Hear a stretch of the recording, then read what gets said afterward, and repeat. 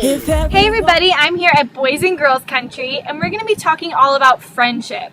I know with school starting up, one of the biggest anxieties about it is always your friends. Who am I going to sit with at lunch? Are my friends going to be in my classes?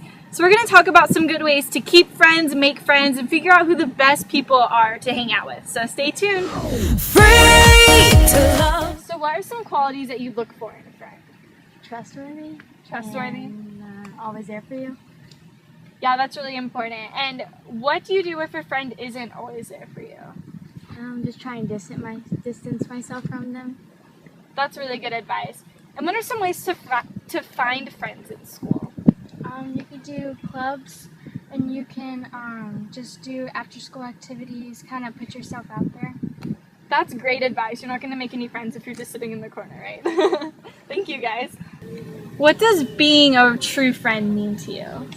Someone that is with you till the end, and no matter what, they'll be with you with any decision you make. Exactly. Someone who really supports you. And do you have a best friend? Yeah. My friend at school, Lacey, she'll always be with me no matter what. And what about her makes her your best friend? Like, what are some qualities she has that you really love? She's honest, and she will stay with me through any decision. So yeah. Yeah, that's perfect. And what are some advice you have for girls who want to find a best friend but don't really know who to look for?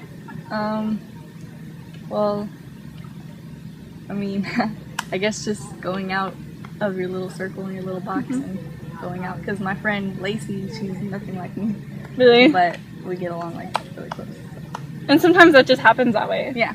Awesome. Thank you. I know a lot of times in school, you're friends with someone and then later you realize maybe they're not such a good friend. So what is your advice if that happens? Well, I think maybe you should just try to make an excuse to do something else, I guess. So you wouldn't get in trouble or anything if they're bad, you know. So yeah. Exactly. Free2Love. Dora, what are some qualities that you look for in friends? I like to have a friend that I can trust, and I also like them to have loyalty to you. And also, I like it whenever we can share some of the same qualities so that if we're together, we can talk about the same type of stuff. That is great advice. Do you have a best friend? Yes, I do. That's awesome. One thing I really try to remember when I'm picking my friends is that old saying that our parents always say, birds of a feather flock together, because it really is so true.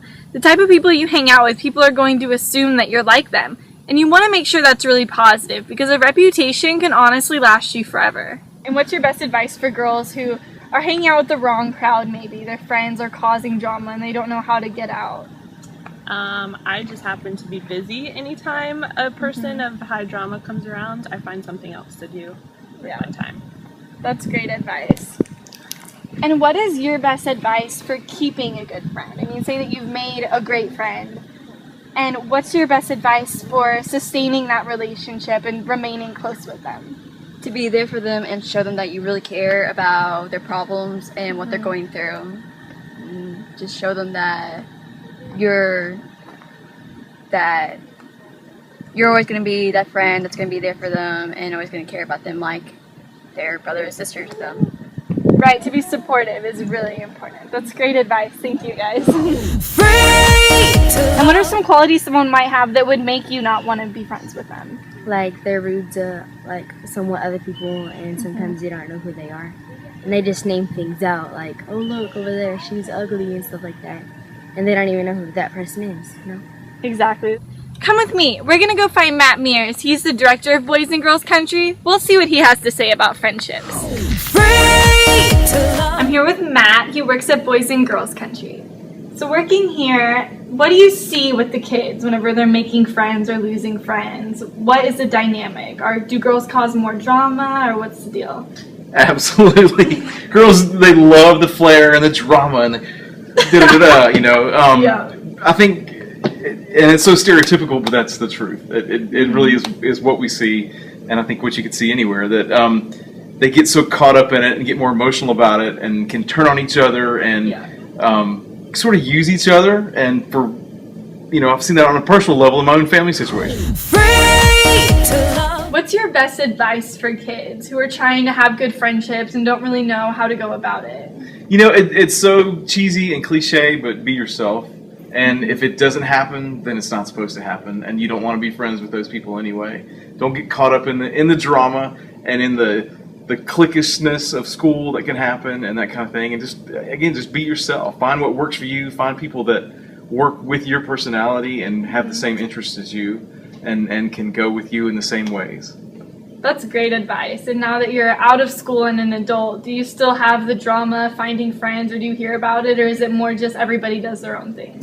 You know, I think even as an adult, you still have it sometimes. I know with my daughter, we did Why Indian Princesses with father-daughter thing, and some of those events, it was always camping. It's supposed to be laid back. We're just going to hang out with your daughter, but it would always turn into, okay, the kids are doing this and the dads are all doing this, and you had to have the latest, biggest trailer, and you were going to cook the biggest, best T-bone and lobster and fajitas, and I just was cool eating a peanut butter sandwich because that's what my daughter wanted to do. But you still felt the tension sometimes and the need to, and I felt like I was in junior high, to compete a little bit. But it's not nearly as dramatic, and I think you really do outgrow that, and you see a different side of it and the maturity as you grow older. Yeah, that's great. Thank you so much. You bet. That's a wrap on this episode of Free to Be You.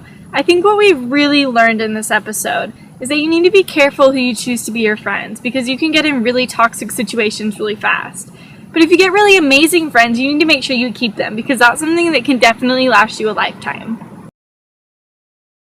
Make sure you tune into next month's episode, and don't forget to be you, because there's no one else like it.